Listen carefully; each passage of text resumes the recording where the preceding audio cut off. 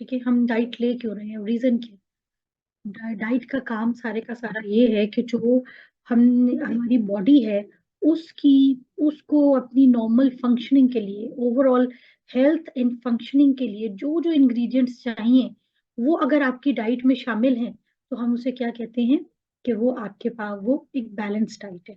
ठीक है, यानी कि किस लिए चाहिए, बॉडी की हेल्थ के लिए, उसकी ग्रोथ के लिए और उसकी वेल बीइंग के लिए। जो जो इंग्रेडिएंट आपकी डाइट में मौजूद होना चाहिए वो हमारी क्या है, बैलेंस डाइट होगी।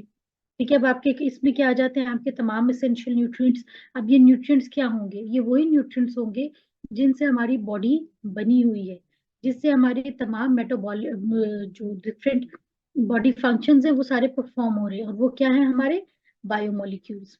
ठीक है, जिनको हमने बायोमोलिक्यूल्स के तौर पर पढ़ा है कि कार्बोहाइड्रेट, लिपिड्स एंड प्रोटीन्स। यही तीन चीजें हैं, इनको हम क्या बोल रहे हैं, आपके इसेंशियल न्यूट्रिएंट्स।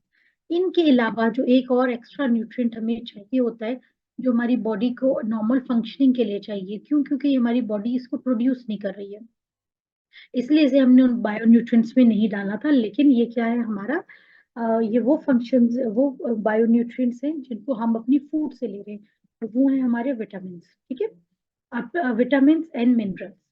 अच्छा, अब इनका क्या है हमारे पास कि इनकी राइट प्रोपोर्शन हमें क्यों जरूरी है, हमारी हेल्थ के लिए, ग्रोथ के लिए, वेलबींग के लिए। तो अब आपके पास क्या आ जाता है इसमें कि जो हमारे पास एक बैलेंस डाइट का वो है कि आपके पास ये न्यूट्रिएंट्स जो है वो किस क्वांटिटी में होने चाहिए कि आपकी बॉडी की जो ये हमारी रिक्वायर्ड करेक्टरिस्टिक्स हैं वो मेंटेन हो सके। ठीक है, तो उसमें आपका क्या है कि ऑलमोस्ट आपकी फूड का एक जो मेजर पोर्शन है वो किस चीज में इन्वॉल्व है, वो किस चीज पर होना चाहिए, आपकी वेजिटेबल्स पे। ठीक है, वेजिटेबल्स क्या है आपके पास, फ्रूट्स और वेजिटेबल्स। आपकी डाइट का जो मोस्ट पार्ट है वो सिर्फ और सिर्फ इस पे होना चाहिए। अब ये चीजें आपको देते क्या है, ये आपको मेजरली तो आपका देते हैं फाइबर, और साथ आपको देते हैं कार्बोहाइड्रेट्स। ठीक है, क्योंकि फाइबर्स भी आपके पास कार्बोहाइड्रेट्स की एक टाइप है ना, वो और कुछ आप, और एक चीज जो इम्पोर्टेंट अभी हमने बात की थी, कौन से, विटामिन। ठीक है, तो आपके फ्रूट्स एंड वेजिटेबल्स आपको क्या दे रही है, फाइबर एंड विटामिन, जो आपके लिए बहुत इंपॉर्टेंट है। ठीक है, इसके बाद आपका जो एक और जो सेकंड पार्ट है, जो इक्वली हमारे पास जो है वो आपको जो है वे कर रहा है इम्पोर्टेंस वाइज, वो है आपके सीरियल्स और आपके विटामिन, सॉरी प्रोटीन्स। ठीक है, कि 25% आपके सीरियल्स होने चाहिए। अब सीरियल्स में आपके पास क्या है, सीरियल्स में भी आपके पास कार्बोहाइड्रेट्स हैं और फाइबर है। ठीक है, और आप दूसरा आपके पास प्रोटीन से आपके पास आ क्या आ रहा है, इसलिए आपके पास प्रोटीन। और ओनली 10% ऑफ द फूड जो है आपका क्या होना चाहिए, आपके लिपिड सेक्शन से आना चाहिए। ठीक है, या फैट सेक्शन से आना चाहिए। ठीक, तो आपकी जो है आपकी जो ईट मोस्ट में हमारे पास क्या आ जाती है, या वो चीज जो हमारी बॉडी का बेसिक या हमारी स्टेपल फूड में आ जाता है कि आपके सीरियल्स। ठीक हो गया, और यानी कि पिरामिड वाइज अगर हम इसको देख रहे थे, तो उसके बाद आपके पास क्या थे कि आपके फ्रूट्स और वेजिटेबल्स, क्योंकि ये आपके कार्बोहाइड्रेट्स और आपके विटामिन का सोर्स होते हैं। प्रोटीन्स जो है वो आपकी सारी की सारी, हमने कहा था कि प्रोटीन आपका क्या है, आपका उसको स्ट्रक्चरल और फंक्शनल यूनिट प्रोटीन है वो प्रोवाइड करता है। और उसके बाद वेरी लेस आपके पास क्या आता है, आपकी जो आ जाती हैं लिपिड सेक्शन आ जाता है। ठीक है, जो आपके फैट्स हैं, ऑयल है, शुगर है, ये सारी की सारी आ जाती है। तो कार्बोहाइड्रेट्स का हमने क्या कहा था कि ये हमारी बॉडी का, हमेशा हमने जब इसको डिस्कस किया था तो क्या था कि प्राइमरी सोर्स है ऑफ एनर्जी है। क्यों, क्योंकि जब भी एनर्जी चाहिए होगी तो सबसे पहले ये मेटाबोलाइज होंगी और एनर्जी प्रोवाइड करेंगी। तो ये कहाँ पर हमें मिल जाती है, हमारे ग्रेन्स में, यानी कि सीरियल्स में जो बात की, फ्रूट्स में, वेजिटेबल्स में, लेग्यूम्स में, स्टार्ची फूड्स में। ठीक है, इन सब में आपके पास मौजूद है। तो ये आपको क्या प्रोवाइड करेंगे, आपको एक सस्टेन्ड एनर्जी एंड फाइबर, जो क्या करेगा, अब फाइबर क्या है कि ये आपको डाइजेशन भी जो है वो आपकी इंप्रूव करवाता है। अच्छा जी, फिर आपके पास क्या आ जाती है दूसरी की चीज, प्रोटीन्स। ठीक है, तो प्रोटीन्स आपके क्या थी, हमें क्यों चाहिए, आपकी बॉडी के हर स्ट्रक्चर में तो प्रोटीन मौजूद है। तो it is essential for the growth, then the repair and the maintenance of the body tissues. ठीक है, तो गुड सोर्स ऑफ प्रोटीन्स में हमारे पास क्या क्या आ जाएगा, meat, poultry, fish, dairy product, egg, legumes, nuts, seed, ये सब की सब चीजें आ जाती है। फिर क्या आपके पास आते हैं, आपके पास फैट। फैट क्या है आपके पास, फैट आपका एक्चुअली हमने कहा कहाँ कहाँ पे हमारे पास मौजूद था, हमारी सेल मेम्ब्रेन में मौजूद था। और हम सेल मेम्ब्रेन क्या, सेल के अंदर जितनी ऑर्गेनेल्स थे उनमें भी मेम्ब्रेन थी, वहां पर मौजूद था। तो ये सारे आपके डिफरेंट बॉडी फंक्शंस में, फिर आपकी सिग्नलिंग में ये सारी चीजें मौजूद थी। तो जो आपका हेल्दी फैट है, it's very crucial for body functioning. आपका अच्छा एनर्जी, जैसे हम कहते हैं ना पर ग्राम कितनी एनर्जी प्रोवाइड कर सकता है कोई बायोमोलिक्यूल, तो आपका जो फैट है इसका, ये सबसे रिच एनर्जी का सोर्स है। यानी कि जो इसके 1 ग्राम से एनर्जी रिलीज होती है वो सबसे ज्यादा होती है। तो आपके एनर्जी स्टोरेज का सोर्स है, प्लस आपके पास क्या है, हार्मोन प्रोडक्शन में का सोर्स है, और साथ आपके पास क्या है कि आपके न्यूट्रिएंट की एब्जॉर्प्शन में हेल्प करता है। क्यों? क्योंकि आपकी जो थी मेम्ब्रेन वो क्या थी, वो उसमें थी, हमने कहा था ना कि वो लिपिड बाइलेयर है, तो अंदर से वो क्या है, हाइड्रोफोबिक है। तो जो लिपिड वाले फूड्स होंगे या चीजें होंगी वो अक्रॉस द मेम्ब्रेन ट्रेवल कर सकेंगी। इसलिए हम क्या कहते हैं कि न्यूट्रिएंट की एब्जॉर्प्शन में आपको फैट बहुत हेल्प करता है। ठीक हो गया? तो आपके पास ये कहाँ कहाँ से आ जाएंगे, आपके नट्स हैं, आपके सीड्स हैं, ऑयल्स हैं, olive oil specially, fatty fish, avocados, ये सारे के सारे they are healthy source of fats आ जाते हैं। फिर आपके हमने क्या कहा, आपके विटामिन और मिनरल्स की जब हमने बात की, तो ये आपके पास कहाँ से आ जाते हैं कि ये आपको क्यों चाहिए होते हैं सबसे पहले। तो आपके तमाम बॉडी फंक्शंस में एज इन को फैक्टर एंड को एंजाइम जो है काम करते हैं, वो क्या करते हैं, आपके विटामिन काम करते हैं। ठीक है, मीन्स ये तो इनके ना होने से क्या होगा कि एक रिएक्शन हॉल्ट हो जाएगा। Although they are required in very minute quantity, but presence is very much important. अगर ये नहीं होंगे तो आपका फंक्शन बॉडी का वो रुक जाएगा। ठीक हो गया? तो अब इनका सोर्स क्या आ जाएगा, हमारे फ्रूट्स और वेजिटेबल्स, उसमें ये मौजूद होते हैं। फिर हमारे पास आ जाते हैं फाइबर। अब फाइबर क्यों चाहिए, हमने कहा कि हमारा हेल्दी डाइजेस्टिव सिस्टम के लिए बहुत ज्यादा इंपॉर्टेंट चीज क्या है, वो है हमारे फाइबर। ये क्या करती है कि आपके ब्लड शुगर को रेगुलेट करती है। ठीक है, ब्लड शुगर को रेगुलेट किस तरीके से करती है, या आपके पास, आपकी जो गट है उसमें क्या मौजूद होते हैं, आपके गट में कुछ माइक्रोब्स मौजूद होते हैं। ये फाइबर्स एक्चुअली क्या है, ये उनकी फूड है। जब वो फूड, उनको फूड मिलती रहेगी तो उनकी एक हेल्दी पॉपुलेशन जो है हमारी गट में मेंटेन रहती है, जिसकी वजह से, और वो इन रिटर्न, यानी कि we are providing them shelter and food in form of, यानी कि अपनी गट भी दे रहे हैं एज ए शेल्टर, और अपना फाइबर दे रहे हैं उनको एज ए फूड।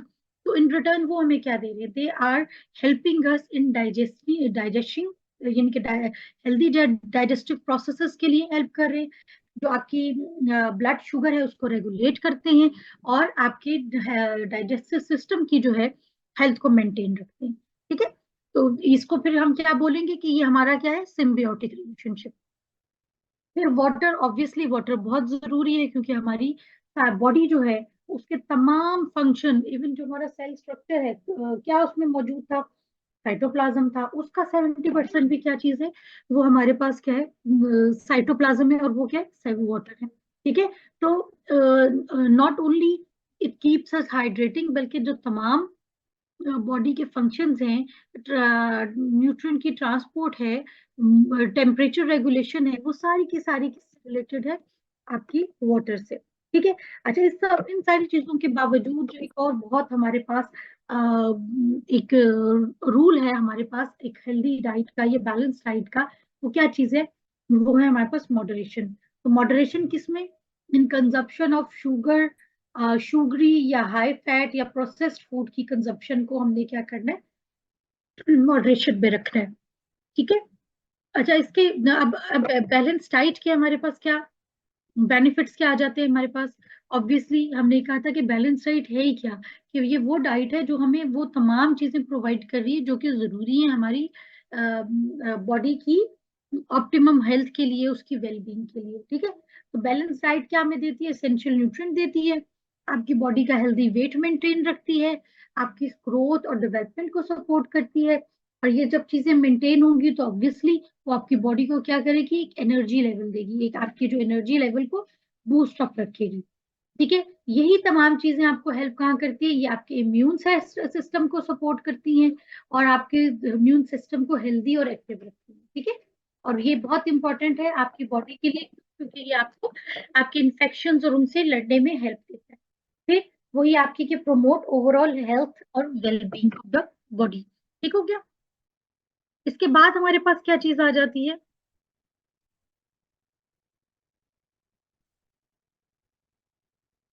अच्छा जी, इसके बाद हमारे पास चीज आ जाती है हमारे विटामिन। तो विटामिन हमारे पास क्या है? असेंशियल ऑर्गेनिक कंपाउंड्स हैं। बहुत स्मॉल मिकदार में चाहिए होते हैं, लेकिन बहुत जरूरी हैं for proper functioning and the maintenance of the human body. क्या रोल प्ले करते हैं ये हमारे पास? जितने भी हमारे पास मेटाबॉलिक प्रोसेसेस हो रहे होते हैं, उनमें जो हमारा मेटाबॉलिज्म है, ग्रोथ है और ओवरऑल हेल्थ है, वो जितने भी हो रहे होंगे तो उसमें क्या करेंगे? तो उस पे ये मौजूद होंगे हमारे पास। अब जो हमारे जो होते हैं विटामिन, ये कितने किस्म के होते हैं हमारे पास? ये हमारे पास दो किस्म के होते हैं। एक तो होते हैं हमारे पास वाटर सॉल्युबल और एक होते हैं हमारे पास फैट सॉल्युबल। अच्छा, अब जो वाटर सॉल्युबल होते हैं ये वो होते हैं कि जो कि बॉडी में ज्यादा देर तक रह नहीं सकते, और इनको हमें इनकी रेगुलर इनटेक की जरूरत होती है, ताकि इनकी डेफिशिएंसी की वजह से वो फंक्शंस जो कि इनकी प्रेजेंस पे डिपेंडेंट है, वो हॉल्ट ना हो जाए। तो इनमें सबसे पहले हमारे पास क्या आता है? विटामिन सी आता है, जिसको हम स्कॉर्बिक एसिड भी कहते हैं। अब विटामिन सी का फंक्शन क्या होता है? कि ये एक एंटीऑक्सीडेंट है।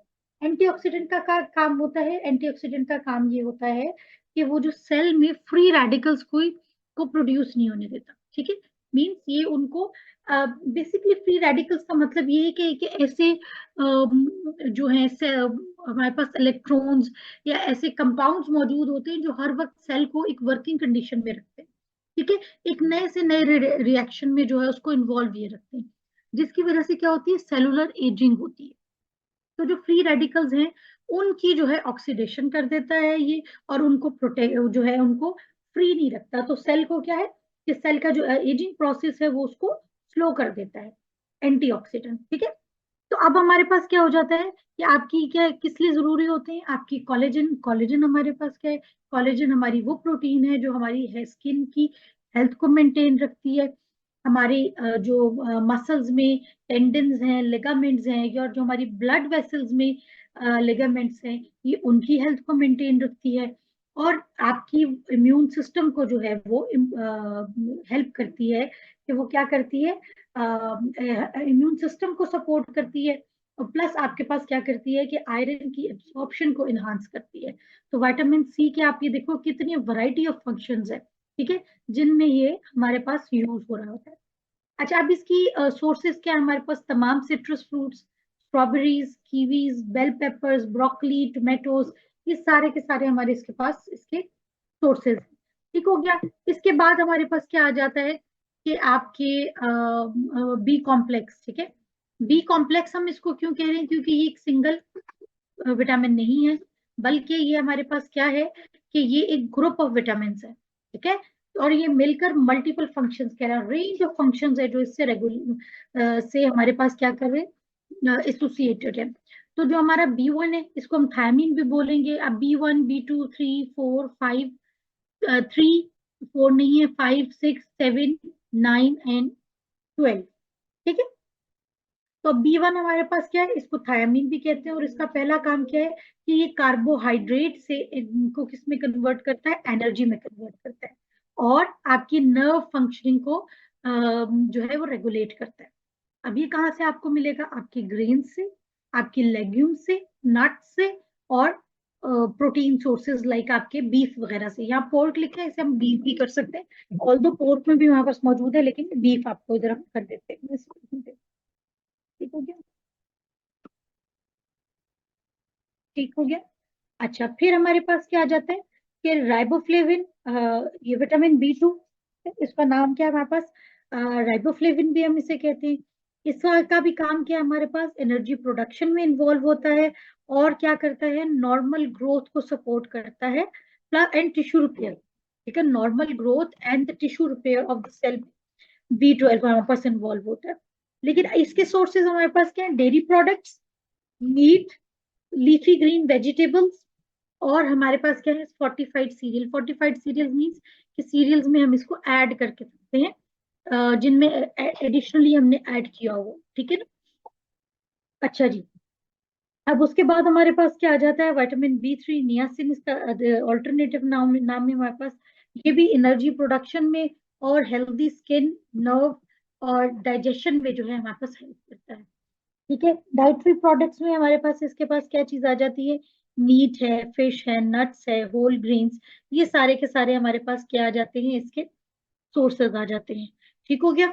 अच्छा, इसके बाद हमारे पास क्या आ जाते हैं, विटामिन B5 की बात आ जाती है। विटामिन B5 क्या है, पेंटोथेनिक एसिड। ये हमारे पास कहाँ पर मौजूद होता है, हमारे पास फैट के मेटाबॉलिज्म में, कार्बोहाइड्रेट एंड प्रोटीन मीन्स इनको इसकी मेटाबॉलिज्म करके और इनसे एनर्जी प्रोडक्शन में हमें हेल्प करता है। तो ये भी क्या है कि meat, whole green, avocados, legumes, ये सारे के सारे हमारे B5 के सोर्सेस है। B5 के बाद है B6, पायरिडॉक्सिन। पायरिडॉक्सिन क्या है हमारे पास, ये किस लिए इन्वॉल्व है, हमारी प्रोटीन मेटाबॉलिज्म में, neuro transmitter synthesis and haemoglobin production में। मीट है, फिश है, tomatoes, sorry potatoes, bananas, chickpeas, इसमें हमारे पास B6 इन्वॉल्व है। B7 हमारे पास क्या है, बायोटिन है, necessary source for various metabolic processes और specially metabolism of fats and carbohydrate. कहाँ पर हमारे पास है, egg yolk, liver, nuts, sweet potato, ये सारे हमारे पास। सिमिलरली विटामिन B9 हमारा फॉलिक एसिड जो आ जाता है, ये कहाँ पर है हमारे पास, डीएनए सिंथेसिस में ये इंपॉर्टेंट है, सेल डिवीजन में इंपॉर्टेंट है और फीटल डेवलपमेंट ड्यूरिंग प्रेगनेंसी, उसमें B9 बहुत इंपॉर्टेंट है। ये भी हमारे पास कहाँ है, लीफी वेजिटेबल्स हैं, लेग्यूम्स है, फ्रूट्स हैं और आपके फोर्टिफाइड ग्रेन्स, इनमें B9 मौजूद होता है। B9 के बाद एक और हमारे पास विटामिन जो बी ग्रुप से ही बिलोंग करता है, दैट इज B12, कोबलामिन। जो कोबलामिन है हमारे पास, ये क्या है, ये भी डीएनए सिंथेसिस के लिए, आरबीसी प्रोडक्शन के लिए, नर्व फंक्शन के लिए। तो ये कहाँ से आपके पास आ रहा है, animal products such as meat, fish, dairy और फोर्टिफाइड प्लांट बेस्ड फूड। अब अगर आप इसको कलेक्टिवली के लिए देखो ना बेटा, तो आप ये देखो कि बी कॉम्प्लेक्स का काम वैरायटी में है, चाहे वो before the birth of the child हो, कि उसकी जो है प्रॉपर डेवलपमेंट की बात हो रही हो, या आपकी थ्रू आउट द लाइफ आपकी जो है डिफरेंट मेटाबॉलिक रिएक्शंस है, नर्व फंक्शनिंग है, आरबीसी प्रोडक्शन है, इन सारी चीजों में जो है ये इन्वॉल्व होता है। ठीक है, और इसकी अगर आप रेंज देखो तो आपके पास, अगर मैं इनको कलेक्टिवली लेके देखूं तो डेयरी, मीट, फिश और साथ आपके जो है एक और जो चीज हमारे पास ये क्या थी, एग और लीफी ग्रीन वेजिटेबल्स। तो यही सारे के सारे जो है ना आपके पास घूम फिर के आपके पास आ जाते हैं। ठीक हो गया। अच्छा, अब इसके बाद हमारे पास क्या आ जाते हैं, fat soluble. Fat soluble vitamin कौन से होते हैं, तो कि हमारे पास डाइटरी फैट से एब्जॉर्ब किए जाते हैं और ये हमारी बॉडी के फैटी टिश्यूज में क्या करते हैं, they can stay over there for a while. ठीक है, और इसमें हमारे पास क्या है, यानी कि इनकी डेली इंटेक की जरूरत नहीं होती, इनकी आपके they can stay for some period in your body. अच्छा, अब इसके बाद हमारे पास क्या होता है कि इनमें क्या आ जाता है, सबसे पहले विटामिन A। तो विटामिन A क्या है, it is vital for the vision process, particularly जब हमने रात में यानी अंधेरी वाली कंडीशंस में देख रहे होते हैं, लो लाइट कंडीशन। अब ये क्या करते हैं, ये आपके इम्यून सिस्टम को सपोर्ट करते हैं, आपकी हेल्थ, स्किन की, म्यूकसल मेम्ब्रेन्स की और स्केलेटल टिश्यूज की हेल्थ के लिए ये बहुत इंपॉर्टेंट है। ठीक हो गया। अब इनके क्या है, इनके अगर हम देखें तो हमारे पास सोर्सेज इसके भी बहुत डाइवर्स हैं, कि कैरेट्स है, स्वीट पोटैटोज हैं, स्पिनिच है। ये तो हमारे पास क्या, कौन से सोर्सेज आ गए, जो आपके प्लांट सोर्सेज हैं। लिवर आपके पास क्या आ जाएगा, ये मीट सोर्स में आ जाएगा। और डेयरी प्रोडक्ट्स जो है वो आपके पास कहाँ से आ जाएंगी, आपकी जो एक थर्ड रेंज आ जाती है हमारे पास। ठीक हो क्या। फिर विटामिन D में हमारे पास क्या आ जाता है, कि ये आपके क्या करता है, कैल्शियम और फास्फोरस लेवल्स को रेगुलेट करता है, हेल्दी बोन्स और टिश्यू के लिए, टीथ के लिए इंपॉर्टेंट है, और इम्यून सिस्टम के लिए हमारे पास बहुत इंपॉर्टेंट है। तो इसके डाइटरी सोर्सेज हमारे पास क्या आ जाते हैं, कि एक तो सनलाइट, सबसे पहले तो ये सनलाइट से आता है हमारे पास। दूसरा हमारे पास क्या है, हमारे पास कि ये आपको फैटी फिश लाइक सैमन, आपकी जो है फैटी फिश जैसे सैमन से आपके पास आ सकता है, या डेयरी प्रोडक्ट्स है, या आपकी मशरूम्स की प्रोसेसिंग यानी कि यूवी एक्सपोजर के थ्रू जो है इनमें प्रोड्यूस करवाया जा सकता है। तो ये आपके इसके सोर्सेज आ जाते हैं। इसके बाद हमारे पास जो चीज आती है वो आता है हमारे पास विटामिन ई आ जाता है, पावरफुल एंटीऑक्सीडेंट है। ये हमने क्या कहा था, एंटीऑक्सीडेंट का मकसद क्या होता है कि वो आपके सेल को जो है फ्री रेडिकल डैमेज से जो है वो प्रोटेक्ट करता है, ठीक है। ऑक्सीडेशन नहीं होने देता, आपके सेल की एजिंग को रोकता है और इम्यून सिस्टम को सपोर्ट करता है। तो इसमें भी ये भी कहाँ से हमारे पास nuts, seeds, vegetables, spinach, fortified cereal ये सारे के सारे हमारे विटामिन ई के सोर्सेज हैं।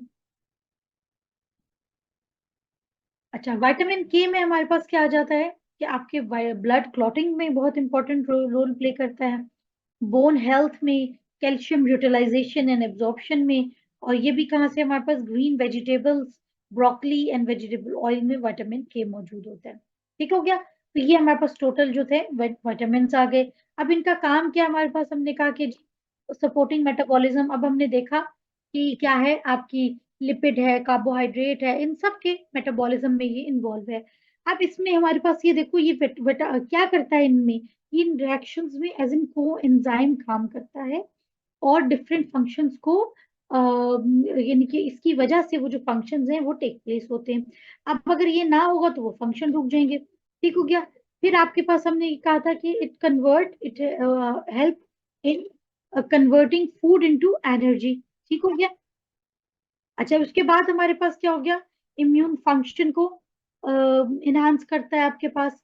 फिर आपके पास क्या चीज आ जाती है कि ये आपकी जो है उसमें इम्यून सिस्टम की हेल्थ क्यों जरूरी है, वो आपको हेल्प करता है उससे इन्फेक्शन से प्रोटेक्शन के लिए।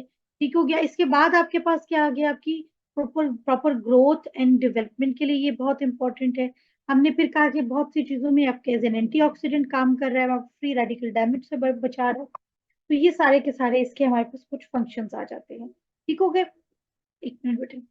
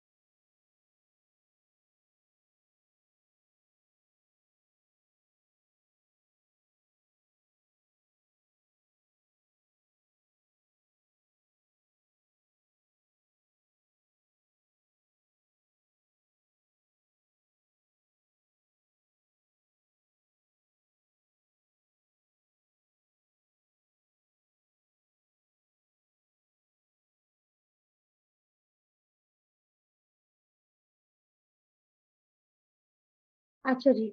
अब इसके बाद हमने क्या कहा कि देखो अब ये वैरायटी ऑफ फंक्शंस हमारे पास ये जो है इसकी वजह से हो रहे हैं, और इनकी डेफिशिएंसी से क्या होगा कि आपको कोई ना कोई डिजीज कंडीशन हो सकती है। तो अब इसके लिए अब हमारे पास हम क्या करते हैं कि आपके पास अगर हम ये देखें कि इनको अब हम अलग अलग करके देखते हैं कि डिफरेंट डेफिशिएंसी से हमारे पास क्या क्या डिजीजेस जो है वो आप फेस की कर सकते हैं। ठीक है, आपके पास क्या आगे हैं, आपकी स्कर्वी है। स्कर्वी क्या किससे होती है हमारे पास, विटामिन सी की डेफिशिएंसी से होती है। ठीक है। और इसके, अब इसके सिम्टम्स क्या है हमारे पास, इसके सिम्टम्स ये आ जाते हैं कि आपकी वीकनेस है, आपकी फटीग है, joint and pain, muscle pain जो है हमारे पास, ये इसके स्कर्वी के सिम्टम्स में से आ जाते हैं। फिर क्या होते हैं कि साथ ही इसके साथ क्या होगा कि स्वॉलन और जो है स्वेलिंग होगी कहाँ पर, आपके गम्स में, उधर से ब्लीडिंग होगी और स्किन प्रॉब्लम्स। ये सारे के सारे स्कर्वी के आपके उसमें से आ जाते हैं। तो अगर आपको याद हो तो विटामिन सी में हमने क्या कहा था कि हमारे पास टेंडन्स, लिगामेंट्स और इनकी हेल्थ के लिए ये जो है वो बहुत इंपॉर्टेंट है। तो ये इसी तरह ये देखो, ये सारे के सारे आपके पास उनकी वीकनेसेस की वजह से ये सारे मामला। फिर आपके पास क्या है, रिकेट्स है। रिकेट्स आपके पास क्या होता है कि विटामिन डी की डेफिशिएंसी की वजह से होता है। और सबसे यानी कि प्राइमरीली वो क्या करता है कि वो बच्चों पे इफेक्ट करता है। उससे क्या होगा कि उनकी जो बोन्स होंगी ना वो डिफॉर्म हो जाएंगी, उनकी ग्रोथ डिले हो जाएगी, और उनमें स्केलेटल एबनॉर्मेलिटीज जो है वो आप देखेंगे, यानी कि उनके प्रॉपर बोन स्ट्रक्चर ही नहीं प्रॉपर सेट तरीके से बनेगा, देखने में वो एक एबनॉर्मेलिटी नजर आती है। ठीक है, तो इसी तरह आपके पास क्या है, क्यों, क्योंकि हमने क्या कहा था कि विटामिन डी आपके कैल्शियम और फास्फोरस लेवल को रेगुलेट कर रहा है। तो जब वो चीजें रेगुलेट नहीं होंगी तो क्या होगा, आपकी बोन्स जो है वो नॉर्मल नहीं आती। अच्छा, इसके बाद आपके पास क्या आ जाता है, ऑस्टियोमिलेशिया आ जाता है। ऑस्टियोमिलेशिया क्या है हमारे पास, इससे ये हमारे रिकेट्स की ही वो फॉर्म है जो कि हम अडल्ट में देखते हैं। ठीक है, तो इसमें भी क्या होगा कि बोन्स क्या होंगी, वीक हो जाएंगी, पेनफुल बोन्स होंगी, और ये सारा क्या है विटामिन डी की डेफिशिएंसी से होगा। अच्छा, इसके बाद हमारे पास क्या आ जाती है, नाइट ब्लाइंडनेस आ जाती है। नाइट ब्लाइंडनेस हमारे पास क्या है कि इट्स ए कंडीशन जो associated with vitamin A deficiency. और इससे क्या होता है कि रात के वक्त जो है वो नजर नहीं आता कुछ लोगों को, या वो वाजे तौर पर उसको देख नहीं सकते। तो इम्पेयर्ड विजन होता है specially in the dim light, और इससे क्या होता है, इंक्रीज रिस्क ऑफ ब्लाइंडनेस। ठीक हो गया। अच्छा, अच्छा, अब एक और हमारे पास कंडीशन है, दैट इज जीरोपैथलेमिया। जीरोपैथलेमिया हमारे पास क्या है, ये भी विटामिन ए की उससे आता है। इसमें क्या होता है कि आईज जो है वो बहुत ज्यादा ड्राई होती हैं, और आपका जो कॉर्निया होता है, हमने क्या कहता है कॉर्निया, हमारा क्या है, ये जो हमारे सामने फ्रंट वाला व्हाइट पार्ट है कॉर्निया, इसमें क्या हो जाते हैं, इसमें अल्सर्स बन जाते हैं, जख्म बन जाते हैं, और आपके जो है there is an increase risk of blindness. अच्छा, फिर आपके पास क्या जाता है, प्रीनिशियस एनीमिया।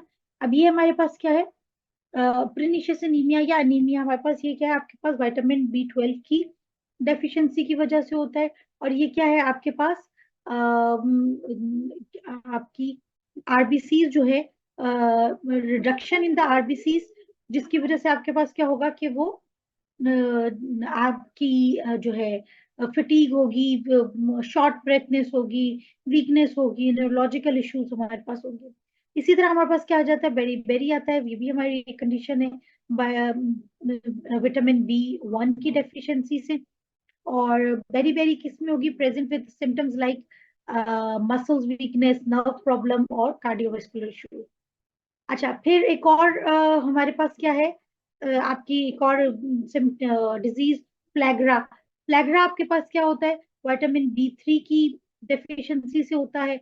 और कॉज इसकी क्या सिम्टम्स हैं, डर्माटाइटिस, डायरिया और डिमेंशिया लाइक सिस्टम। ठीक है, इनके स्किन डिजीज है, डायरिया है, और ये हमारे पास आ जाते हैं। एनीमिया में वही हमने ये बात की थी कि क्या है, फॉलेट और विटामिन बी 12 की डेफिशिएंसी से होता है हमारे पास कि लोअर आरबीसी काउंट होगा, और आपकी फिटीक वगैरह। ठीक होगी ना, ये वही चीज हमारे पास आ जाती है। और ऑक्सीजन कैरिंग कैपेसिटी, बेसिकली जब ऑक्सीजन भी उससे आपके पास कम हो जाएगी, जब आरबीसी कम होंगे, तो और आरबीसी ही तो है जो ऑक्सीजन को कैरी करते हैं इन द बॉडी, तो वो आपके पास वो भी कम हो जाएगा। ठीक हो गया। अच्छा, इसके बाद हमारे पास क्या आ जाता है, ब्लीडिंग डिसऑर्डर। ब्लीडिंग डिसऑर्डर क्या है कि विटामिन के है, उसकी कमी से क्या होगा कि आपकी ब्लड क्लॉटिंग जो है वो प्रॉपर नहीं होगी। ठीक हो गया। ओके जी, नेक्स्ट हमारे पास क्या आ जाते हैं, अब यही आपके पास एक सोर्स हमने बनाया कि डिफरेंट विटामिन, उनके साइंटिफिक नेम, और आपकी उनके सोर्सेस, फंक्शंस और डेफिशिएंसीज। ठीक हो गया।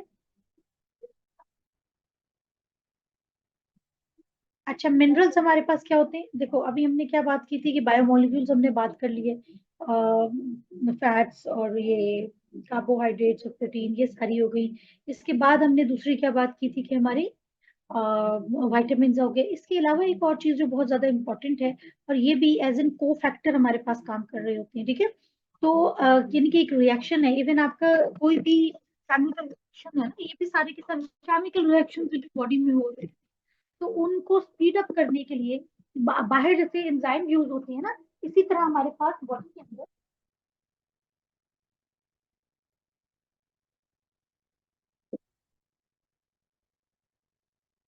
अब इसमें हमारे पास क्या है कि आपकी हमने कहा कि उसमें हमारे पास क्या चाहिए होते हैं, एंजाइम्स चाहिए होते हैं, इसी तरह सॉरी कैटलिस्ट चाहिए होते हैं। बॉडी के अंदर दो चीजें होती हैं, एक होती है को फैक्टर और एक होती है को एंजाइम। तो वो तो हमने बात की कि हमारे विटामिन एज को एंजाइम काम करते हैं।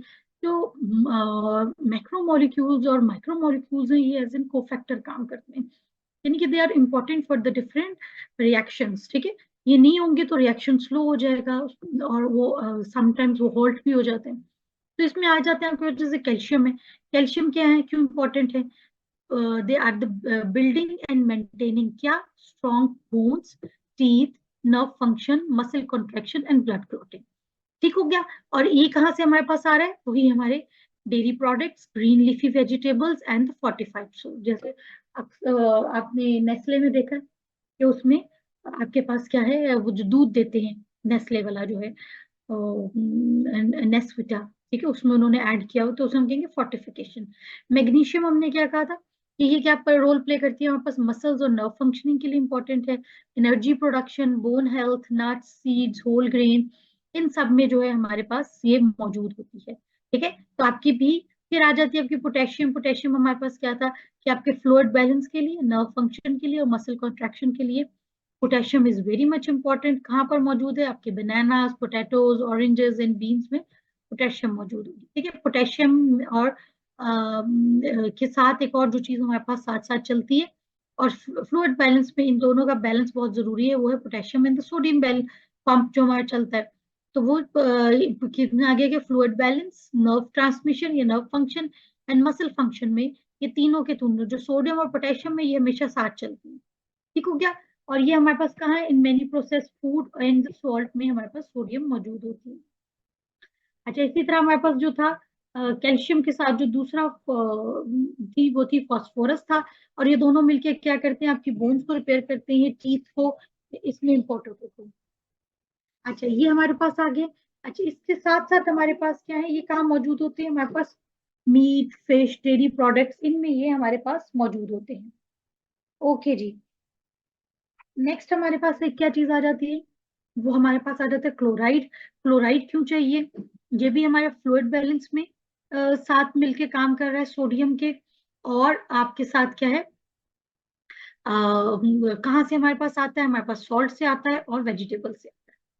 सल्फर अमीनो एसिड के लिए बहुत इंपॉर्टेंट है क्योंकि अमीनो एसिड की प्रोडक्शन में ये मौजूद होता है और आपकी प्रोटीन सिंथेसिस। ठीक है ना, तो एंजाइम फंक्शन में बस सल्फर जरूरी है। अच्छा जी, इसके बाद आपके पास क्या चीज आ जाती है? Macromolecules, micromolecule. अब ये तो वो थे कि जो हमें कुछ मकदार में चाहिए थे। अब ये वो है जो इनसे भी कम मिकदार में हमारे पास चाहिए होते। तो उनमें क्या है? आयरन। तो आयरन कहाँ चाहिए? हमारी ऑक्सीजन की ट्रांसपोर्ट के लिए, ठीक है, एनर्जी प्रोडक्शन के लिए। और ये कहाँ से हमारे पास आएगा? Meat, beans, spinach, fortified cereal, इन सब से आ जाएगा। फिर क्या आ जाता है? जिंक। ये हमारी इम्यूनिटी के लिए बहुत जरूरी होता है, प्रोटीन सिंथेसिस के लिए, वूंड हीलिंग के लिए, ठीक है, उनके लिए जरूरी है। ये भी कहाँ से आएगा? मीट, फिश, नट्स, सीड्स, इन सब से आ जाएगा। ठीक हो गया। ओके जी। इसके बाद हमारे पास क्या चीज आ जाती है? हमारा कॉपर। वो कहाँ पे है? आपके आयरन मेटाबॉलिज्म के लिए, कोलेजन सिंथेसिस के लिए, एंटीऑक्सीडेशन के लिए, फंक्शंस के लिए आपका कॉपर जरूरी है। इसके भी सोर्सेज हमारे पास क्या है? ऑरेंज है, मीट है, नट्स हैं, सीड हैं, ये सारे के सारे आ जाते हैं। फिर आपके पास क्या आ जाता है? मैग्नीज। मैग्नीज किस लिए आपके पास जरूरी है? आपके कार्बोहाइड्रेट, फैट मेटाबॉलिज्म के लिए जरूरी है, एंटीऑक्सीडेंट डिफेंसेस के लिए आपके पास जरूरी है। ठीक है, ये सारे के सारे आपके। और इसका भी क्या सोर्स है?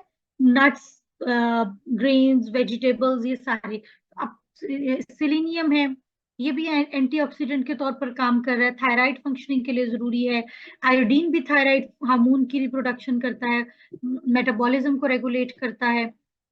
इसके साथ साथ जो और चीजें आप देख रहे हो, जैसे आपका फ्लोराइड है, वो आपको टूथ डिके से आपके को प्रिवेंट कर रहा है। ठीक है।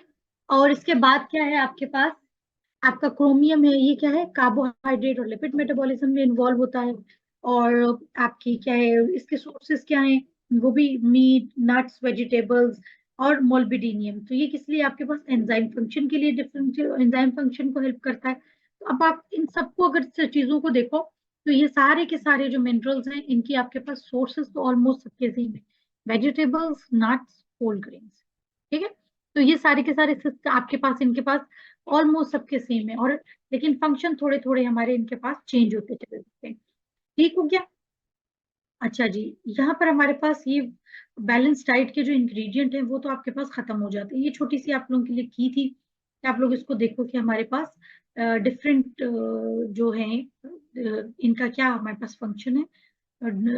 एक की आप लोगों के पास पड़ी है, ठीक है, डिफरेंट माइक्रो और मैक्रो न्यूट्रिएंट्स के। अच्छा जी, अब ये थे कि इनकी मिनरल डेफिशिएंसीज के साइन क्या है हमारे पास, या क्या हो सकते हैं। जैसे मैग्नीशियम क्या है, आपकी स्लीपिंग डिफिकल्टीज हैं, मसल स्पैज्म्स हैं, एंजाइटी है, पेन, डिप्रेशन, इनफर्टिलिटी, ये जो है मैग्नीशियम आपको इन प्रॉब्लम से जो है वो अ, हो सकती है इसकी डेफिशिएंसी से। इसी तरह कैल्शियम क्या होता है, brittle nails, dry skin, high blood pressure, ठीक है, tingling in fingers, chronic itching और टूथ डिके, लेथार्जी, ये इसकी डेफिशिएंसीज के प्रॉब्लम।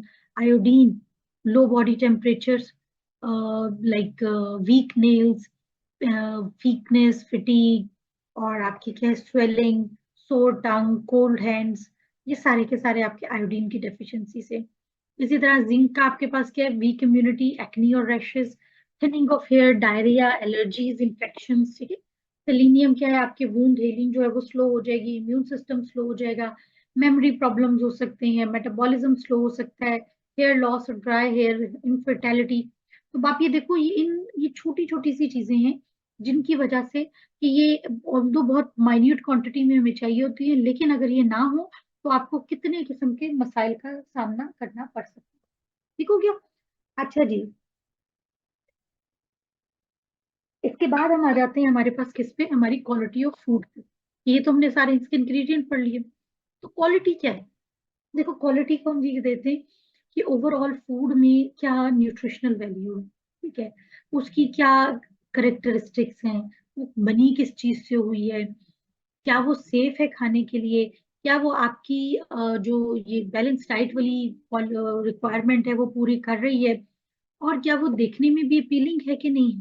ठीक है, क्योंकि कुछ समटाइम्स फूड जो है मेजोरिटी ऑफ द पीपल के लिए जितनी मर्जी, स्पेशली बच्चों के लिए, जबकि हमें एक बैलेंस डाइट बहुत इंपॉर्टेंट है क्योंकि उनकी ग्रोथ का एक्टिव ग्रोथ फेज है। अगर वो ना हो रही हो तो उनकी ग्रोथ पे बहुत असर पड़ेगा, ठीक है। तो उनके लिए जो चीज बहुत ज्यादा मैटर करती है ना, वो करती है कि वो देखने में कैसी है, फूड अपीलिंग है या नहीं। बच्चों के लिए न्यूट्रिशन से लेना देना नहीं है, उनके लिए क्या कि वो उसकी सेंसरी प्रॉपर्टीज क्या है, वो देखने में कैसी है, अट्रैक्टिव है, खाने में उनका टेस्ट उनके मुताबिक होना चाहिए, सेफ्टी। अच्छा, अब ये सारी चीजें जब मिलके बनती हैं इसे हम क्या कहते हैं, क्वालिटी ऑफ द फूड। ठीक है, ये क्या इसमें आ जाएंगे, हमारे डिफरेंट फैक्टर्स हैं। एक तो क्या आ जाती है, एक तो सुटेबिलिटी एंड डिजायरेबिलिटी। ठीक है, सुटेबिलिटी, सूटेबिलिटी का मतलब हमारे पास ये आ जाएगा कि जो हमने भी बात की कि सेफ टू ईट, ठीक है। और दूसरी डिजायरेबिलिटी मींस कि आपको उसकी उसकी जो प्रॉपर्टीज हैं, ठीक है, वो उसकी हमारे पास ये कि वो अपीलिंग है, ठीक है, लोग उसको लाइक उसे पसंद करते हैं या उसे खाना चाह रहे हैं, डिजायरेबिलिटी की चीज हमारे पास यही चीज आती है। ठीक है, तो हमारे पास वही चीज आ जाए, फूड क्वालिटी में सारी क्या चीजें आ जाएंगी, हमारी सुटेबिलिटी एंड डिजायरेबिलिटी, ये सब मिलके हमारे पास क्या बना रही है, हमारी क्वालिटी ऑफ फूड। अच्छा, अब ये सारी की सारी क्वालिटी ऑफ द फूड जो हमारे लिए जरूरी है वो सारी क्या है कि आपकी ह्यूमन हेल्थ के लिए पे इम्पैक्ट करती है, सेटिस्फेक्शन और वेलबींग। क्योंकि अगर डाइट आपकी प्रॉपर नहीं होगी तो ऑब्वियसली बॉडी की ग्रोथ नहीं होगी, उस पर बहुत सारे जो है अनवांटेड जो है हमारे पास, जो भी हमने देखा है कि एक छोटा सा एक माइक्रो न्यूट्रिएंट भी अगर नहीं मौजूद आपके पास, तो आपके पास क्या होगा कि बहुत सारी डिजीजेस जो है वो कॉज हो सकती है उसकी वजह से। फिर हमारे पास क्या आ जाता है कि कौन कौन से हमारे पास फैक्टर्स हैं, ऑब्वियसली आपकी इसकी प्रोडक्शन से लेके उसको प्रोसेस करना, उसको स्टोर करना, फिर उसकी डिस्ट्रीब्यूशन, उसकी प्रेपरेशन, ये सारे के सारे डिफरेंट फैक्टर्स हैं जो मिलके हमारे पास क्या करते हैं, एक फूड की क्वालिटी को जो है वो डिटरमिन करते हैं। ठीक है, अब अगर हम इसमें देखें, ऑब्वियसली एक फूड एक ऐसा मैटर है जो कि जिसकी से पूरी की पूरी यानी कि ह्यूमन जो रेस है, इसकी सस्टेनेबिलिटी या इसकी बका जो है वो इससे के साथ रिलेटेड है। तो अब और एक पूरी बड़ी इंडस्ट्री है, तो गवर्नमेंट रेगुलेशंस, इंडस्ट्री स्टैंडर्ड्स, ये बहुत इंपॉर्टेंट है आपकी फूड की यानी कि उसकी इस चीज को इंश्योर करें कि फूड क्वालिटी वाइज गुड हो और इसी सेफ टू ईट। ठीक हो गया। तो अब इसमें हमारे पास क्या कौन कौन से एस्पेक्ट्स आ जाते हैं, जो भी हमने बात किया कि जो ये सारी यही कि एक तो न्यूट्रिशनल कंटेंट, कि फूड के अंदर क्या होना चाहिए, हाई न्यूट्रिशनल कंटेंट हो गया। High nutritional content, essential nutrient content जो हमने बात की थी वो, यानी कि कार्बोहाइड्रेट्स, लिपिड्स, विटामिन, और प्लस आपके विटामिन और आपके मिनरल्स, ये तमाम चीजें होनी चाहिए, तब हम उसको क्या कहते हैं।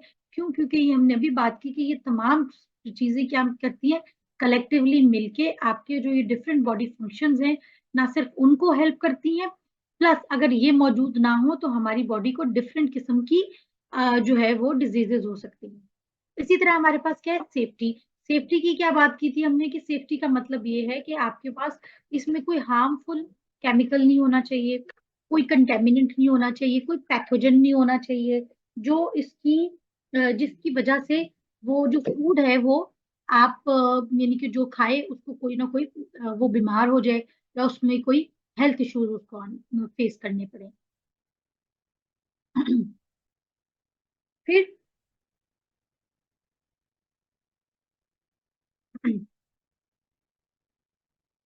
एक मिनट बेटा।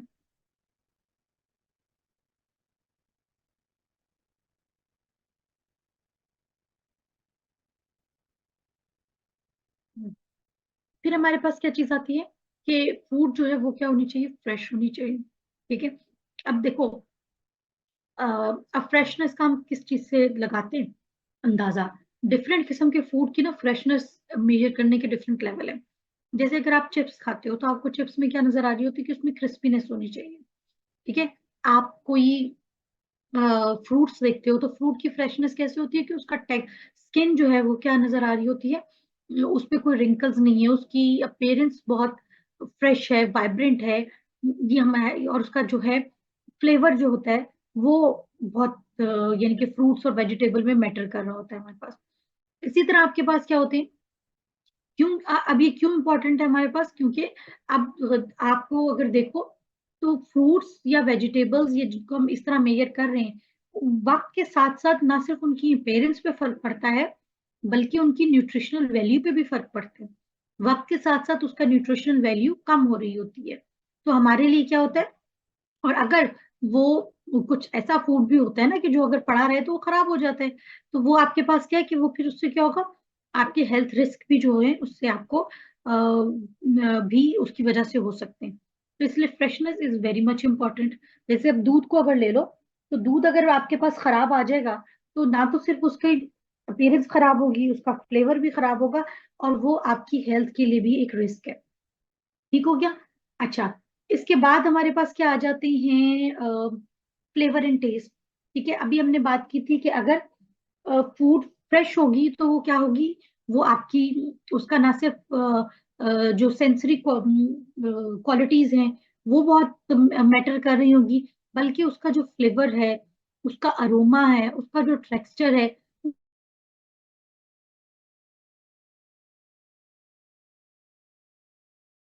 अच्छा, अब इसके बाद क्या है, इसके अलावा जो हमारे पास जो फूड हम यानी कि कुक करना है, ये तो भी हमने कच्ची सब्जियों और उसकी बात कर ली ना।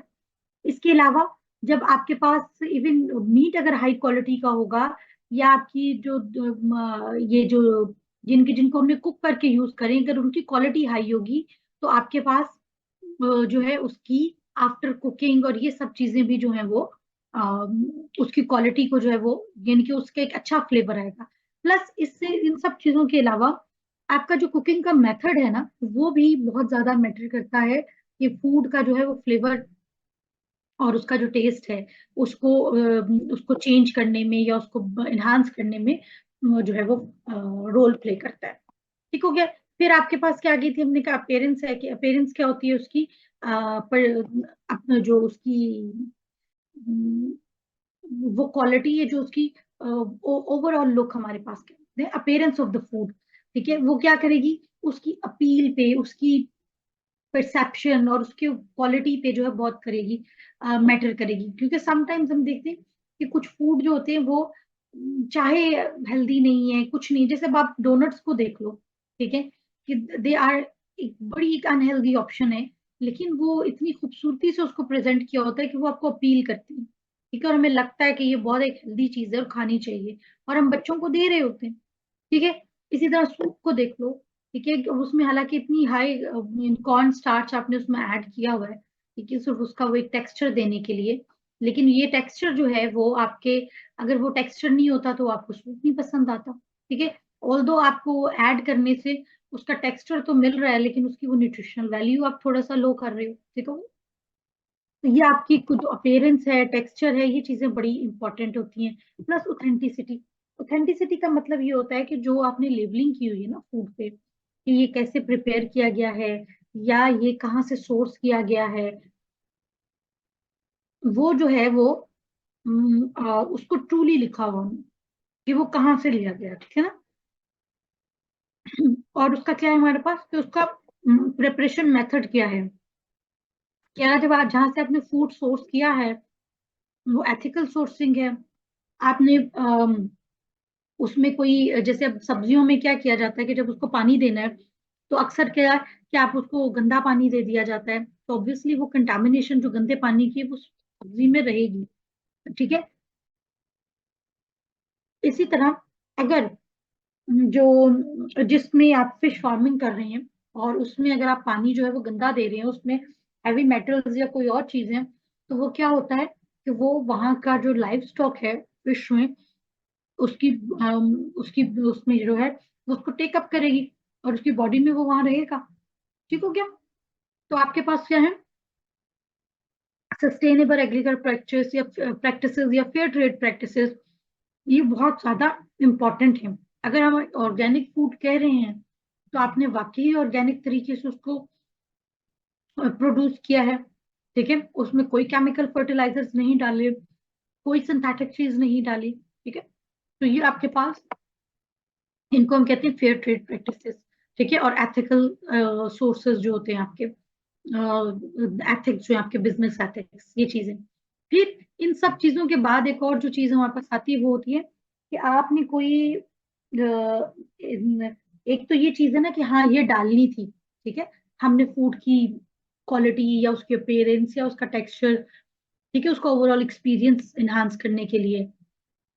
इसके अलावा एक चीज होती है कि अनडिजायरेबल एडिटिव तो नहीं डालें, और वो क्यों डालते हैं, as in flavour enhancer, colour enhancer, या प्रिजर्वेटिव के तौर पर कोई ऐसी चीज तो नहीं डाली जो कि बैन हो, जो कि हेल्थ के, ह्यूमन हेल्थ के लिए नुकसानदेह हो, ठीक है।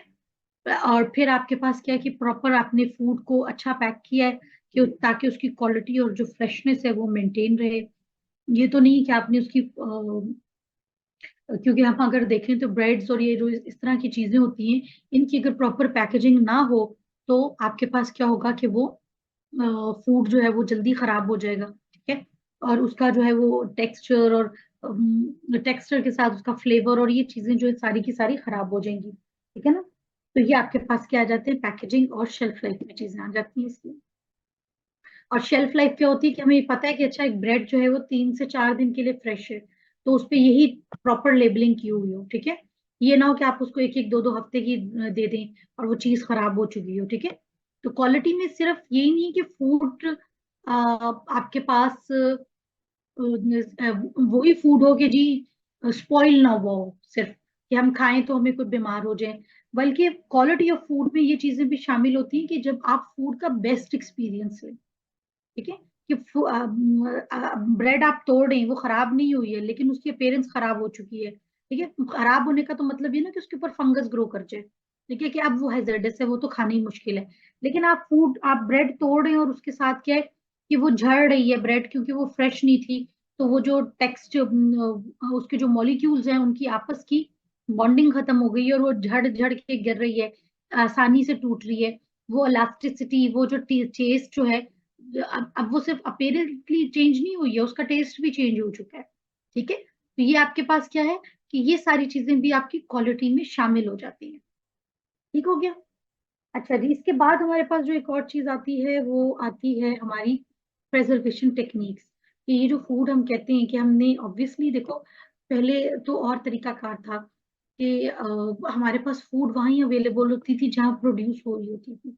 लेकिन जब बात हुई, और स्पेशली अब जैसे जैसे पॉपुलेशन बढ़ी, तो ना सिर्फ हमारे पास ये था कि फूड की ट्रांसपोर्ट की जाए, ठीक है, अब जब फूड और प्लस फूड को प्रिजर्व किया जाए। अब ये तो नहीं है ना कि पहले तो जो घर थे लोगों के, घरों में ही भैंसें हुआ करती थी, और जो है सादा खाना था, तो वही आपको फौरी तौर पर बनाते थे, बना के खा लेते थे, तो प्रिजर्वेशन का कोई इशू नहीं होता था। लेकिन तब भी देखो, तो घी निकाला जाता था, ठीक है, घी में से या अचार डाले जाते थे, तो वो आप बेसिकली प्रिजर्व करते थे एक्सेसिव दूध को, अचार, सब्जियों को, इन चीजों को, कि आप उनको खाने के लिए यूज कर सके। तो वो एक प्रिजर्वेटिव मेथड था। लेकिन अब चूंकि जैसे जैसे हमारे पास क्या हो रही है कि पॉपुलेशन बढ़ी, हर जगह फूड इतना अवेलेबल नहीं है, और फूड को हम शेयर भी करना चाहते हैं, और ये यानी कि जो ग्लोबल विलेज वाला था कि लोग जो है वो एक दूसरे का फूड, एक कल्चर, उनके रिसोर्सेज यूज कर सके, ताकि हम ओवरऑल ह्यूमन रेस जो है उसके बेनिफिट के लिए कोई काम कर सके। तो ये जो थे हमारे पास कुछ उस, तो अब फिर एक और क्या, फिर साथ साथ इशू उठा। वो इशू ये उठा कि हमें फूड को प्रिजर्व भी करना है। जब फूड को प्रिजर्व करना है, ताकि उसकी शेल्फ लाइफ बढ़ाई जा सके, कि वो दूध जो पहले सिर्फ हमें, अब अगर क्या मेरे पास सिर्फ गाय होगी, भैंस होगी, तभी मुझे दूध मिलेगा, नहीं। तो जो शहरों में अब दूध पहुंचाना था, तो उसका हमने क्या करना था कि उसकी शेल्फ लाइफ भी बढ़ानी थी, ताकि आपके पास जो है फूड खराब ना हो, उसमें माइक्रोबियल ग्रोथ ना हो सके, उसमें उसकी क्वालिटी मेंटेन रहे, वो सेफ टू ड्रिंक या ईट हो, और उसकी न्यूट्रिशनल वैल्यू भी मेंटेन रहे, ठीक है। तो उसके लिए फिर डिफरेंट तरीके का आए। उनमें से एक हमारे पास क्या पहला तरीका है, कैनिंग। कैनिंग का क्या तरीका कार था कि आप फूड को क्या करते थे कि एयर टाइट कंटेनर्स में रखते थे, ठीक है। अब जब डाल दिया, उसके बाद क्या किया कि उसको फिर हीट करते थे। हीट करने में क्या किया जो करते थे कि आपने, ताकि उसके अंदर अगर कोई मौजूद है ना माइक्रोब, तो वो मर जाए, और कोई एंजाइम है तो वो भी खत्म हो जाए, वो इनएक्टिव हो जाएगा, ठीक है। तो अब क्या होगा कि फूड में कोई किसी किस्म की एक्टिविटी नहीं होगी, ठीक है। और ये जब हीटिंग का प्रोसेस होता था, इससे अंदर क्या होता था, एक वैक्यूम बन जाया करता था। अब जब वैक्यूम बन जाता था, तो उसमें से क्या होता था कि ना तो कोई हवा की क्रॉसिंग होती थी, कोई बैक्टीरिया नहीं आ तक जा सकता था, तो आपने फूड को जो है ना for extended period of time आप उसे सेव कर सकते थे, ठीक हो गया। अच्छा, दूसरा हमारे पास क्या तरीका कार था कि फ्रीजिंग। अब फ्रीजिंग का तरीका कार क्या होता है कि आप बिलो, यानी कि बहुत लो टेम्परेचर के ऊपर ना, यानी बिलो 18 डिग्री सेल्सियस, आप उसको जो है ना फ्रीज कर देते।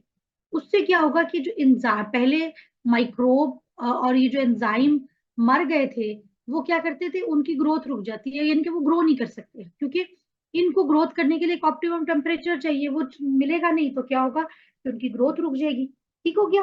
तो आप जिसकी वजह से क्या होगा कि आपका फूड जो है for extended period of time वो जो है वो सेफ रहेगा, ठीक है। और ये उनके लिए हम क्या करते थे कि जिनको, अगर जैसे जिनको अगर मैं गर्म करूंगी, तो उन फूड का टेक्सचर, फ्लेवर या न्यूट्रिशनल कंटेंट क्या होगा, अगर वो खराब होता हो, तो उनके लिए कैंड का, उन्हीं का ऑल्टरनेटिव था फ्रीजिंग। फिर हमारे पास कुछ ऐसे थे कि जैसे हमने ये कहा कि भाई जो पानी है ना, वो एक्चुअली बहुत इंपॉर्टेंट होता है इन माइक्रोब्स के लिए, कि जिसकी वजह से वो ग्रो करते हैं। तो अगर आप उनका पानी खत्म कर दो, तो फिर क्या करेंगे। अब जैसे अब हमारे पास ड्राई फ्रूट्स हैं, ठीक है, या हमारे पास ड्राई वेजिटेबल्स वगैरह हैं, इनको हम ये करते हैं, तो उसमें क्या क्या आपने एक्स्ट्रा उनकी ड्राइंग की, और उनका जो मॉइस्चर लेवल था उसको इतना कम कर दिया कि उसके ऊपर माइक्रोब ग्रो ना कर सके, ठीक है। अब ये किससे हो सकती है ड्राइंग के, सन ड्राइंग भी हो सकती है, एयर ड्राइंग भी हो सकती है, या अब जो नया तरीका कार है कि डिहाइड्रेटर्स यूज किए जाते हैं आपके पास, कि जिनसे आप एक्सेसिव वाटर को आप खत्म कर देते हैं, और आप जो है वो फिर किसी भी प्रोडक्ट की जो शेल्फ लाइफ है वो इनहेंस कर सकते हैं। जैसे अब हम देखते हैं कि हमारे पास अंजीरें हैं या डिफरेंट फ्रूट्स हैं, उनको हम जो है, एक तो उनकी ट्रांसपोर्टेशन, और उनकी दूसरी हमारे पास क्या है, किशमिश जो है, ठीक है, उनको हम थ्रू आउट द ईयर अब हमारे पास अवेलेबल हो सकती हैं, ठीक है। और उनका शेल्फ लाइफ बढ़ जाती है, लाइट वेट हो जाती हैं, इजी टू स्टोरेज हो सकती हैं, तो ये सारे के सारे इसके बेनिफिट्स आ जाते हैं। अच्छा, और ये अपनी ड्राई फॉर्म में भी अच्छी लगती है। ठीक हो गया। अब तो बल्कि हर किस्म के फ्रूट को ड्राई करके आप देखो मार्केट में मौजूद है, चाहे मैंगोज हैं, चाहे गावर्स हैं, या एप्पल्स हैं, ये सब मौजूद है हमारे। अच्छा, साल्टिंग हमारे पास क्या होता है, अब इसका भी प्रोसेस वही होता है कि या तो सॉल्ट या शुगर सिरप में एक चीज को डालो, वो क्या करेगा कि वो जो फूड का एक्सेसिव जो है ना कंटेंट मॉइस्चर वो निकाल लेगा। अब ये इसके अंदर सॉल्ट में सॉल्ट का जो होता है ना सिरप, इसको हम ब्राइन बोलते हैं। ब्राइन में या जो शुगर सिरप, इसमें माइक्रोब ग्रो नहीं कर सकता, क्योंकि इसमें इसकी पीएच जो है ना वो उनके साथ जो है वो मैच नहीं करती है। ठीक है। तो वो क्या करता है, आप जैसे मुरब्बे जो बनते हैं वो आप क्या कर रहे हो, शुगर सिरप में डाल रहे हो, या आप जो अचार के लिए अक्सर जो पानी वाले में अचार डाला हुआ होता है इन्होंने, सॉल्ट में आप सॉल्ट का एक जिनके ब्राइन होता है जिसके अंदर उन्होंने डाला होता है। तो ये क्या तरीका कार है। या समटाइम्स क्या किया जाता है कि मीट या फिश इनको क्या किया जाता है कि नमक लगा के रख देते हैं, जिससे क्या होता है कि उधर का एक्सेसिव वाटर बाहर निकल आता है। ठीक है। और प्लस उस पर बैक्टीरिया या मोल्ड भी ग्रो नहीं कर सकते। ठीक हो गया। तो उस तरह आप इसको जो है फूड को प्रिजर्व कर सकते हैं। फर्मेंटेशन, फर्मेंटेशन हमारा क्या तरीका कार था कि हम ये कहते हैं कि भाई बैक्टीरिया को ग्रो करने के लिए पानी के साथ साथ एक और चीज जो चाहिए होती है वो उसका कार्बोहाइड्रेट होता है, शुगर होता है। ठीक है। तो अब अगर आप उसका शुगर कंटेंट खत्म कर देंगे तो आपके पास क्या होगा कि फूड को आप for the longer period of time उस टाइम से ज्यादा बचा सकते हैं। जैसे आपके पास क्या है कि आप दूध की जो फर्मेंटेशन करते हैं तो आपके पास क्या आ जाते हैं, आपकी दही बन जाती है। ठीक है। तो अब दही की शेल्फ लाइफ दूध से ज्यादा है। ठीक हो गया। इसी तरह आप चीज सोर क्रॉट और ये किमची जो है ना, ये बेसिकली आपके पास क्या है, ये अचार की टाइप्स हैं। ठीक है। और इनमें क्या है, ये गोभी जो बंद गोभी होती है उससे ही आपके पास और वेजिटेबल्स डाल के ये आप बनाते हैं। उसमें आप क्या डाल देते हैं, क्योंकि इनमें बैक्टीरियाज मौजूद होते हैं, आप इनको उसमें डाल के रख देते हैं सिरके वगैरह में। तो ये उनका क्या है, एक फर्मेंटेशन जो है वो माइक्रोब क्या करेगा, इस फूड में मौजूद जो है ना शुगर को जो है ये यूज करेगा, हाइड्रोलाइज करेगा। अब जिस तरह दूध से ज्यादा दही आसानी से हजम हो जाती है, इसी तरह ये जो सब्जी में मौजूद कार्बोहाइड्रेट्स हैं, इनकी डाइजेशन इजी हो जाएगी हमारे पास। ठीक है। और ये इनका क्या होगा, इनकी शेल्फ लाइफ भी एक्सटेंड हो जाएगी, और एक नया फ्लेवर भी आपके पास इसके आ जाता है। अच्छा जी, फिर स्मोकिंग क्या होती है। स्मोकिंग में बेसिकली ये होता है कि आप किसी भी चीज को धुनी देते हैं जो हमारे पास दी जाती है, उसका मकसद क्या होता है कि ये जो स्मोक होती है ना इसमें एंटी माइक्रोबियल इसकी प्रॉपर्टीज होती हैं। तो जो क्या करती है कि फूड में मौजूद बैक्टीरिया वगैरह को किल कर देती है, और आपका जो फूड है वो प्रिजर्व हो जाता है। फूड खराब कब होता है, जब उसके अंदर बैक्टीरियाज आ जाते हैं। ठीक है। माइक्रोब्स ग्रो कर देते हैं, उसको खराब कर देते हैं। और साथ साथ आपके पास क्या है कि इसमें स्मोकी फ्लेवर भी आ जाता है, जिसे हम बारबेक्यू फ्लेवर बोल रहे होते हैं। ठीक है। तो ये आपके पास क्या है कि मीट फिश और चीज जो है उनको इस तरीके से किया जाता है। पिकलिंग की अभी जो हमने बात की कि आपका फूड को जो है वो एसिडिक सोल्यूशन में डाल देते हैं विनेगर या ब्राइन में, तो उससे क्या होगा, माइक्रोबियल ग्रोथ नहीं होगी। आपके फ्रूट्स और वेजिटेबल्स और एग जो है उनको इस तरीके से प्रिजर्व किया जा सकता है। हाई प्रेशर प्रोसेसिंग आपकी क्या होती है कि आपने जो आपके जैसे कुछ ऐसे फूड्स हैं जिनका फ्लेवर कलर या न्यूट्रिएंट जो है वो डिफरेंट टेम्परेचर से या किसी और चीज से खराब हो सकता है। तो हम हाई प्रेशर को यूज करके उनकी पैकेजिंग करते हैं ताकि उनके अंदर जो है माइक्रोब्स और एंजाइम जो है वो इनएक्टिव हो जाए। ठीक है। और आप उनका जो है इस टेक्निक से इनका कलर फ्लेवर और न्यूट्रिएंट वैल्यू जो है वो प्रिजर्व की। पास्चराइजेशन क्या होती है हमारे पास कि एक दफा आपने लिक्विड जो आपका फूड होता है या आपके बेवरेजेस हैं या दूध है, डेयरी प्रोडक्ट्स है, जूसेस है, इनको क्या करते हैं, एक दफा इनको इनमें से भी माइक्रोब को खत्म करना है, तो आप इनको पहले एक हाई टेम्परेचर तक क्या करते हैं, हीट करते हैं। ठीक है। ताकि बैक्टीरिया वगैरह किल हो जाए, और उसके बाद जो है ना आप उसको पैक कर देते हैं। ठीक है। अब ये जो आपके पास दूध आते हैं वो सारे के सारे पास्चराइज्ड आते हैं, तो मीन्स आपको उनको बॉईल करने की जरूरत नहीं होती है। ठीक हो गया। अब फिर आपके पास दूसरा वैक्यूम प्रेशर में क्या होता है कि आप एयर रिमूव कर लो, क्योंकि बैक्टीरिया है या कोई भी लिविंग ऑर्गेनिज्म है उसको ग्रो करने के लिए क्या चाहिए, एक तो हवा चाहिए, एक उसको पानी चाहिए, एक उसको फूड चाहिए। ठीक है। तो अब आप इनमें से किसी एक चीज को भी अगर वहां से निकाल देते हैं तो आपका जो है ये फूड जो है वो प्रिजर्व हो जाता है। ठीक हो गया। तो ये हमारे पास यहाँ तक हम थोड़ा सा जो है इसको किसी हद तक ये हमारा कवर हो गया। कल इंशाल्लाह हम इसका बाकी हिस्सा कर लेंगे, क्योंकि इसमें हमारे पास क्या है कि फ्रोजन फूड की वो हैं, फूड एडिटिव्स हैं, फूड एडल्ट्रेशन है। ठीक है, ये कुछ चीजें हैं, इनको हम कल इंशाल्लाह